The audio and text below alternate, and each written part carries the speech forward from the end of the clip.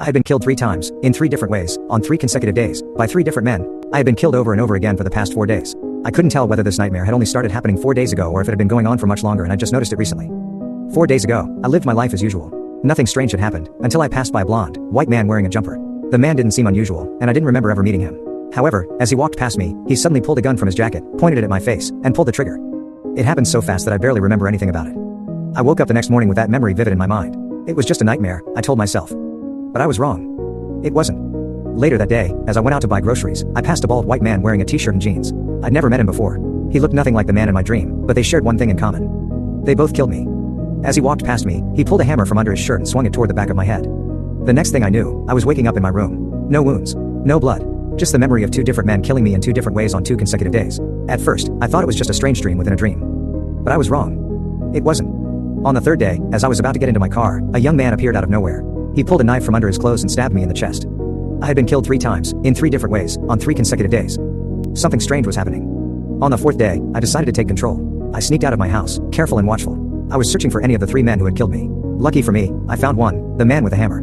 I hid in an alley and waited for him to pass before grabbing him and dragging him into the shadows. I managed to knock him unconscious and tie him to a chair. When he woke up, it took hours of interrogation before he finally spoke.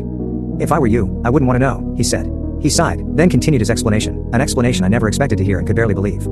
According to him, the town I lived in was an artificial town created in an underground facility called Crime Zone. The facility served one purpose, to provide a space where any crime could be committed legally. The facility had many levels, each dedicated to a specific crime. The first floor was for robbery, the second for assault, the third for rape, the fourth for murder, and so on. The deeper the level, the more horrifying the crimes. The reason for this facility?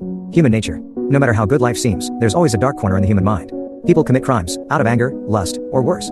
The facility was created to let people indulge their monstrous urges in a controlled environment, ensuring the outside world remained safe and free from crime. Outside the facility, any crime, even the smallest, was punishable by death. "Okay, say you're telling the truth," I shouted. "What about me? What about us, the people who live here? Are we just here to satisfy the twisted desires of others?" "That's the thing," he said. "You're not supposed to remember any of this."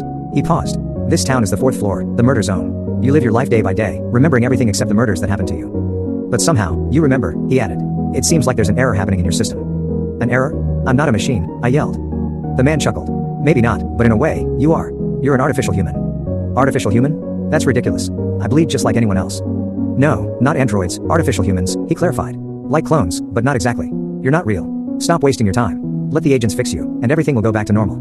Before I could respond, I felt a sudden electric shock from behind. I fell forward, unable to move. My vision blurred, and sounds became distant, but I could still hear bits of the conversation. "What took you so long? I paid for this." The man shouted at 2 officers in military uniforms who had appeared to untie him. "We apologize," one of them said. "It looks like we need to run diagnostics on all artificial residents." "It's sad," the first officer said, looking at me. "His only purpose is to be killed."